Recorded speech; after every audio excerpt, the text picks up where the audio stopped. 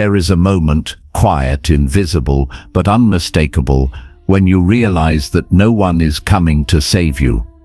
Not your past, not your parents, not your friends, not even the voices in your mind that promised someday things would change. And in that moment, if you choose to listen, you may hear something else, a softer voice, a still presence. It is not outside of you. It does not shout. It does not beg for your attention. It simply waits. This voice, this presence, is what the Buddha called awareness. It is not a concept. It is not a religion. It is what remains when everything else has fallen apart. It is not healing through others. It is healing through the truth. Because the truth is, you don't need anyone to heal. You just need to awaken. And awakening doesn't happen like lightning. It doesn't arrive in triumph or drama. It begins in silence, in breath, in a question so old and so familiar that you forgot it was always with you. Who am I beneath the noise? Buddha did not promise a life without suffering. He did not offer escape. He offered understanding, because when you understand, deeply and honestly, you begin to see suffering is not the enemy. It is the teacher. You don't need to destroy your pain. You need to understand it, to bow to it, to see it as part of your path. You are not broken. You are buried under layers of distraction, of stories, of false identities that you clung to because they gave you a name, even if that name was unworthy or not enough. But you are not your labels. You are not your wounds. You are not even your thoughts. You are the awareness behind the thought. You are the witness, the observer, the one who sees without clinging, without judging, without running. And in that seeing, you are already healing. The Buddha sat beneath the Bodhi tree not to escape the world, but to face it completely, to watch it, to feel every fear, every craving, every illusion, until there was nothing left but the present moment, unfiltered, raw, and alive. We live in a world where healing has become a transaction, another appointment, another program, another promise. But true healing is not a transaction. It is a revelation. It is the return to what was never wounded to begin with, the place in you untouched by trauma, the still lake beneath the storm. Yes, you can learn from others. Yes, you can walk with companions, but no one can walk your path for you. And that is this moment right now is sacred, because it is the only place awakening can begin. Not tomorrow, not when you're more spiritual or more disciplined or more confident. Right now, in this breath, in this body, in this rising pain that you're feeling, in the ache you've tried to avoid, in the emptiness that terrifies you. That is your temple. That is where the Buddha waits, not outside you, but as the flame flickering inside you, waiting for you to stop running and turn inward. You don't need to escape your life. You need to return to it with new eyes. See the mind as it is, a river, not a prison. Thoughts arise and pass. Emotions surge and subside. This is the nature of all things. Impermanence. Everything changes, and that includes your pain. What imprisons you is not the pain itself. What imprisons you is the belief that you are the pain, that it will always be this way, that you are alone, that you are doomed. But these are illusions, and the first breath of awakening is the breath that sees illusion for what it is, not something to hate, but something to outgrow. So the next time the darkness returns, breathe with it, say to it, I see you. I will not run this time. Because when you stop running from your suffering, you become more powerful than it. Awakening is not a destination, it is a remembering. a returning to who you truly are when there is nothing left to prove, to the quiet strength inside you that was never broken, just forgotten. The Buddha did not become enlightened by avoiding pain. He became enlightened by walking through it with eyes wide open, with breath steady, with the courage to say, "Let me see the truth, even if it shatters me." And yes, it will shatter you, but only the false parts, only the masks, only the illusions that were never truly you. What will remain is peace, not the peace that comes from having no problems, but the peace that comes from no longer being controlled by them. And when you touch that peace, you become a light for others, not by trying to fix them, but simply by being what they forgot they could be, still, present, awake. Do not wait for your life to be perfect to begin. Do not wait for others to apologize before you forgive. Do not wait for the pain to end before you find peace. Peace is not the result. Peace is the path. The Buddha didn't teach escape, he taught mastery. Not of the world, but of the mind. And mastery does not mean control. It means understanding. It means seeing your thoughts arise and fall like waves without drowning in them. It means watching your fears like clouds, not as enemies, but as passing weather. How many times have you tried to fix yourself like a broken machine, as if healing were a checklist? As if wholeness were something far away, waiting on a mountaintop.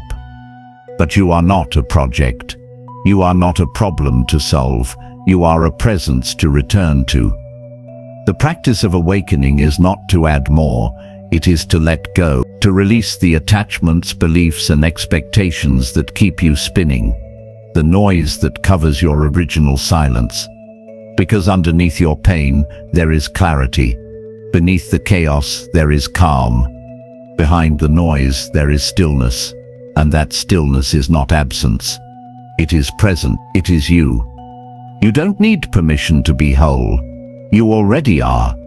You just forgot. The mind will try to convince you otherwise. It will whisper that you are too late, too broken, too lost.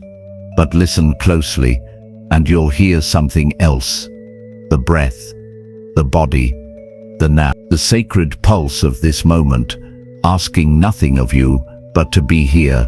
This is where transformation begins, not through effort, but through surrender, not through force, but through seeing clearly, not by climbing towards some imagined ideal, but by sitting deeply with the reality of what is. Healing begins the moment you say, "I am willing to be here," not for the version of life you wish you had, but for the one that's here now, with its rawness, its messiness, its truth. You may think you are too damaged, but the truth is your scars are not signs of weakness. They are signs of survival. They are proof that you stayed when it would have been easier to run. And maybe you did run. Maybe you ran for years. But you're here now, and that matters.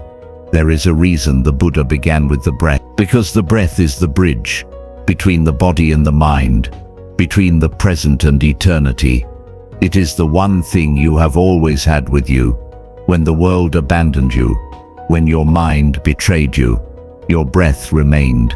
And now, that breath is calling you home, to the body you have judged, to the heart you have closed, to the self you have forgotten. Every inhale is a beginning, every exhale a release. This is your rhythm. This is your sanctuary. No guru can give you what is already inside you. No book, no doctrine, no belief system can replace the raw power of sitting in the fire of your own experience and finding at the center of it, not fear, but truth. And what is the truth?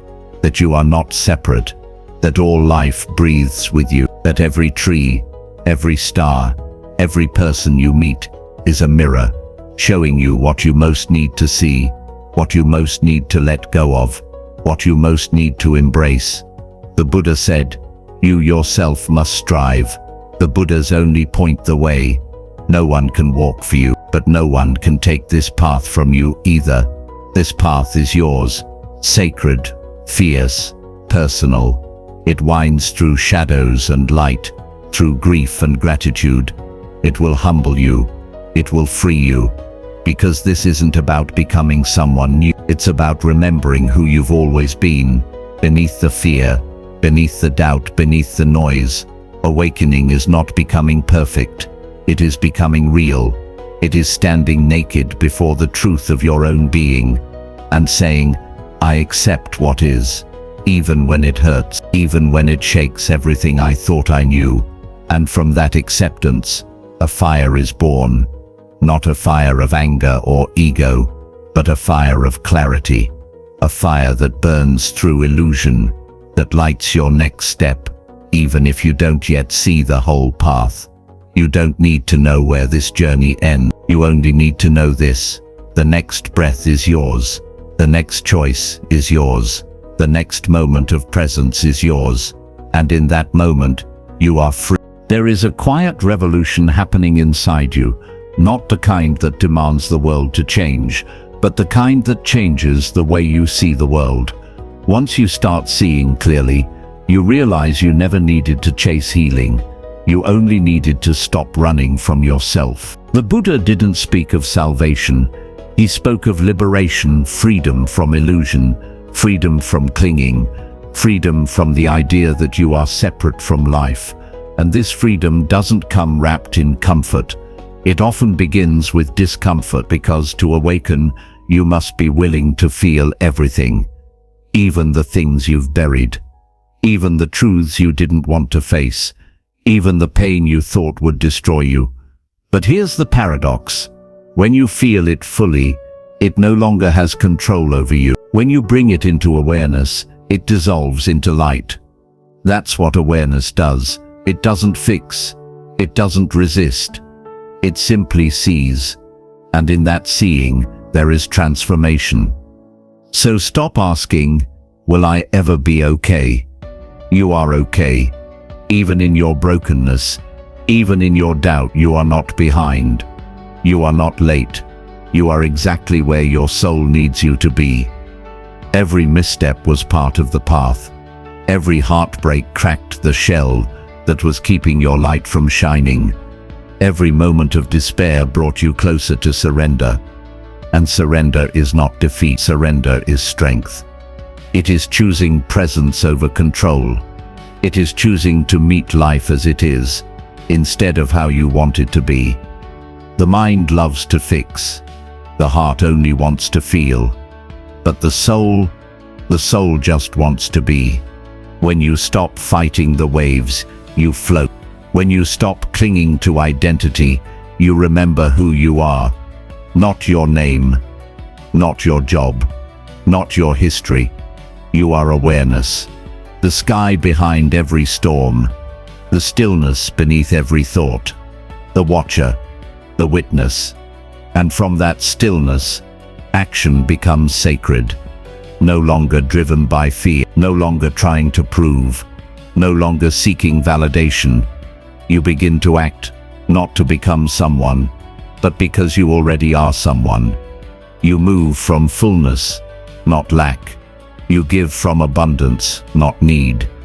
This is the power of awakened action. Disciplined, not rigid.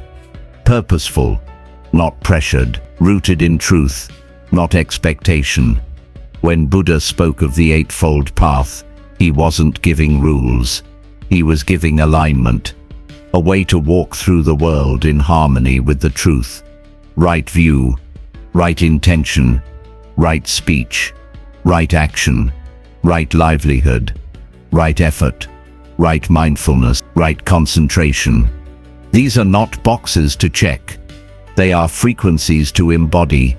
They are the tuning fork of your being, aligning you with the nature of reality. And reality is not cruel. It is just clear. It gives what you put into it.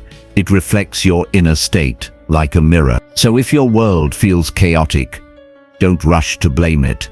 Sit, look inward, ask, where am I out of tune with truth? This is not self-blame. This is self-responsibility, and it is the most powerful gift you can give yourself, because the moment you take full ownership of your state of being, you stop waiting for the world to change. You stop giving your power away. You become the calm in the storm, the clarity in the noise, the stillness that others feel but cannot explain.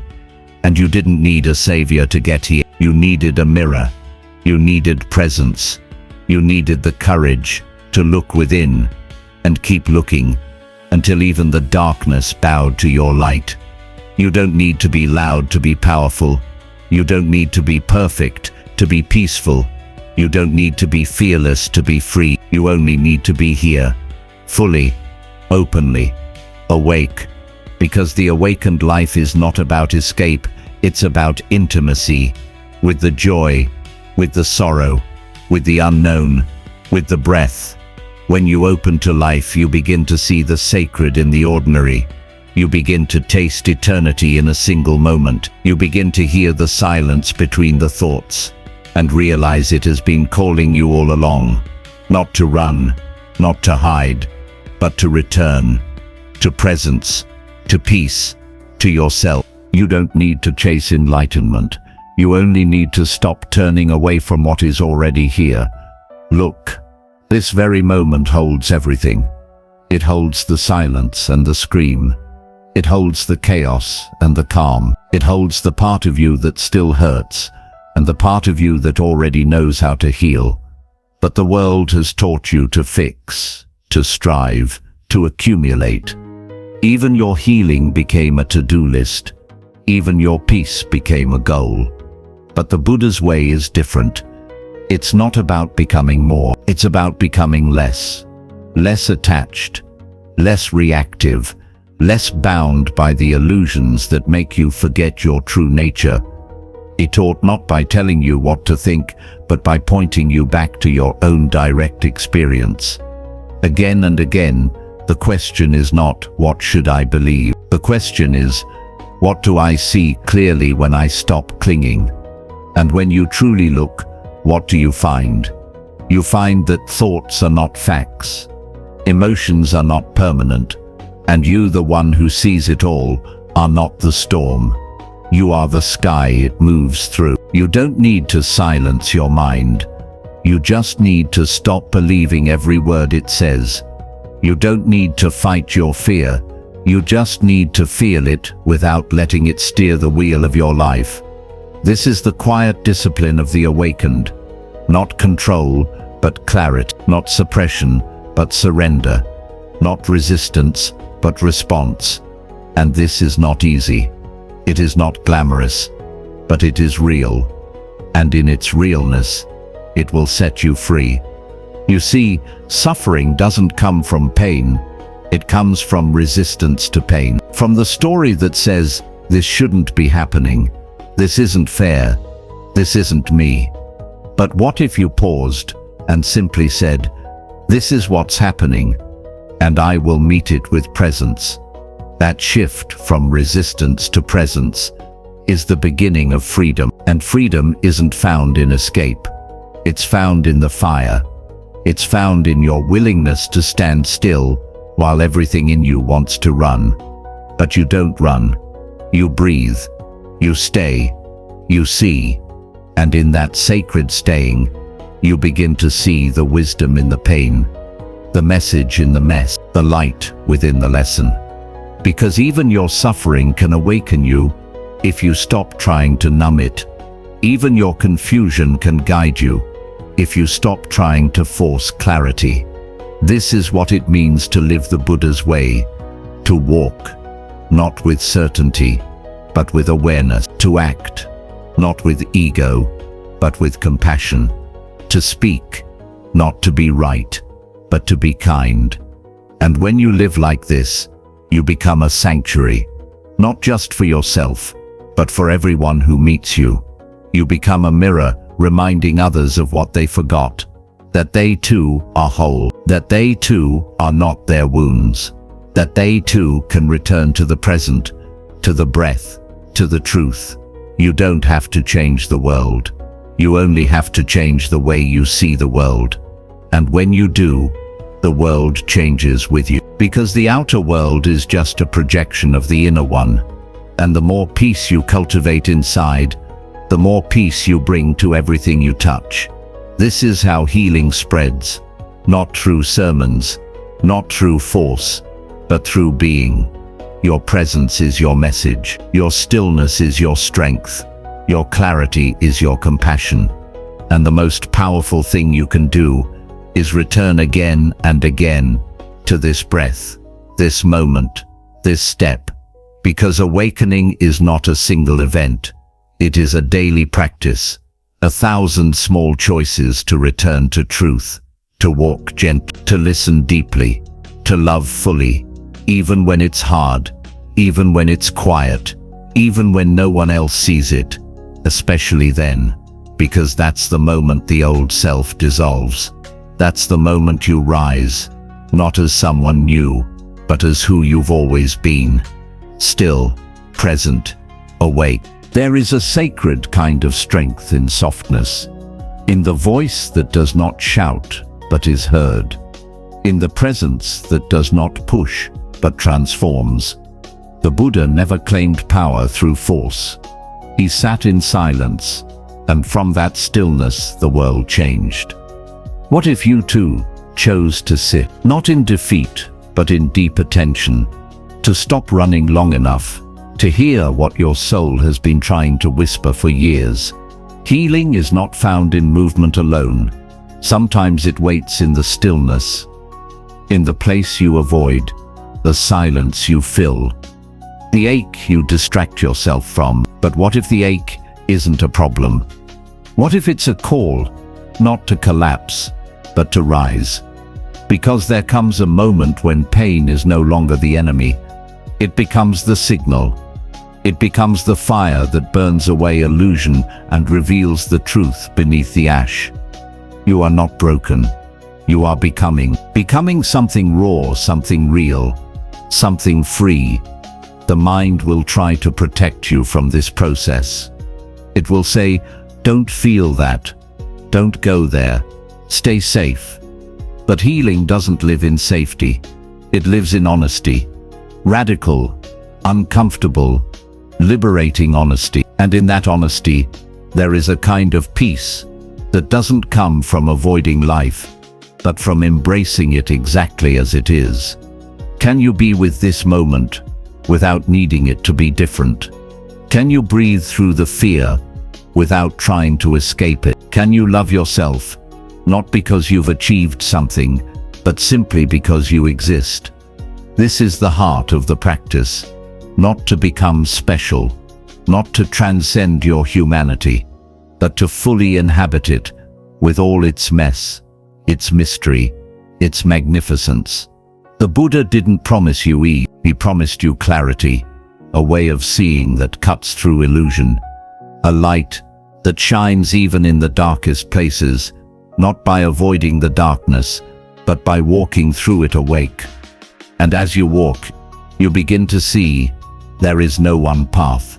There is only your path, and it unfolds with each step you take in awareness. You don't have to know what's ahead. You don't have to rush to arrive. You only have to be here, deeply, honestly, fully, because this moment is not the enemy. This moment is the gateway to your strength, to your stillness, to your truth. And the truth is this: you don't need anyone to heal. You don't need the world to agree. You don't need perfect circumstances or permission from the past. You only need to say yes to yourself, to your breath, to this exact moment. Right now, you are enough. Right now, you are whole. Right now, you are already walking the path. And the more you remember that, the less you chase what was never missing, the less you cling to what was never yours, the less you fear what cannot touch your essence. The world may change. People may come and go. Emotions may rise and fall. But the one who watches, the awareness that simply is, remains. And that is who you truly are. Not the pain, not the story, not the striving. You are the space between thoughts. the breath before the word, the calm that holds it all. And when you live from that space, everything shifts. You no longer fight for peace. You are peace. You no longer seek love. You radiate love. You no longer need to prove. You embody truth. This is the path of awakening. Not grand, not loud, but steady, sacred, and yours alone. And every time you return to the breath, every time you choose presence over panic, every time you open instead of close, you are walking that path. Not tomorrow, not someday, now. You are not waiting to begin.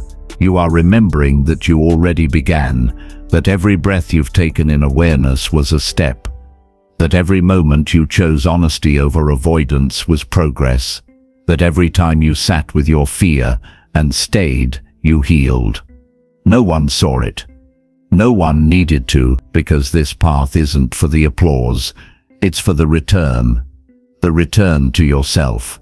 There's a reason the Buddha smiled, not with triumph, but with peace. Because when you awaken, you realize the battle was never with the world. It was with the illusion that you were separate from it, separate from truth, separate from love, separate from what is.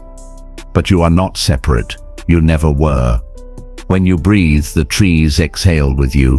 When you suffer, the universe leans closer. When you awaken, you don't rise alone. You rise for every version of yourself that couldn't. This is not just healing. This is remembrance. This is restoration. This is homecoming. And healing does not always look like peace. Sometimes it looks like rage finally being heard. Sometimes it looks like tears flooding what was numb. Sometimes it looks like stillness after years of running. Let it look like what it needs to. Let it be imperfect. Let it be real. Because pretending is the opposite of presence. And presence, raw, unfiltered, honest presence, is the birthplace of transformation. You cannot heal what you refuse to feel. You cannot awaken by bypassing your humanity. You must go through the fire, but you do not have to be burned by it. Because the fire that destroys also purifies. The darkness you feared becomes the womb of rebirth, and the silence you avoided becomes the sound of your soul coming home. You don't need to be fearless, you just need to be willing. Willing to feel. Willing to stay. Willing to keep showing up for your own heart, even when it's cracked, even when it's confused, even when it whispers, "I don't know how." You don't need to know how. You only need to say yes. Yes to this breath.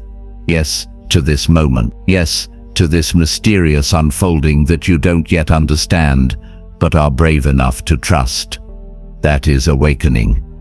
Not an arrival, but 1,000 small yeses whispered in the dark. You don't have to be holy. You don't have to be enlightened. You only have to be here, willing to love what is, willing to meet your mind with patience, willing to meet your past with compassion, willing to meet this day with reverence. And when you do, life meets you back, not always in the way you expect, but always in the way you need. Sometimes with joy, sometimes with challenge, sometimes with an ache so deep it cracks something open that can never close again. But that opening, that softening, that surrender, that is where grace enters. You become softer, not weaker, wiser, not harder, stronger, but quieter. You stop chasing healing like a destination and start living it like a rhythm, like breath, like light, like truth. And then you begin to see the miracle in the mundane. You begin to hear silence speak. You begin to trust what can't be named. This is where the sacred lives, not in perfection, but in presence, not in escape, but in return. You return to the breath, to the now, to the body you tried to abandon, to the heart you once called too much, to the truth that was always here, not waiting to be earned, just remembered.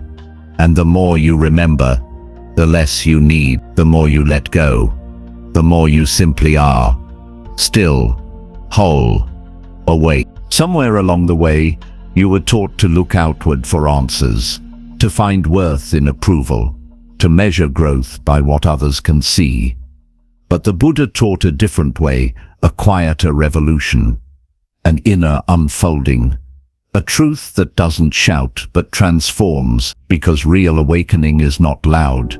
It is not a declaration to the world. It is a silent shift felt first within your own heart. It's the moment you stop begging to be seen and finally see yourself. It's when the search ends, not because you've found something, but because you realize you were never lost. The path was never outside. The teacher was never someone else. The key was never hidden. It was you. It was always you. You, sitting in stillness when everything screamed to escape. You, breathing through the ache. You, staying with the moment when every instinct told you to run. That is strength. That is sacred. That is awakening in motion. And from this awareness, everything begins to realign. You begin to speak differently, not to impress, but to express what is real. You begin to act differently, not to perform, but to live in integrity with your soul. You begin to walk differently, not to reach a destination, but because every step is already the arrival. This is not about becoming better, it's about becoming more you than you've ever allowed yourself to be.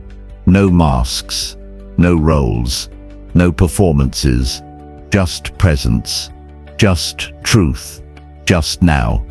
You may find that the more you awaken, the less you need, the less noise you tolerate, the less validation you seek. You become more selective with your energy, not because you're superior, but because peace becomes priceless.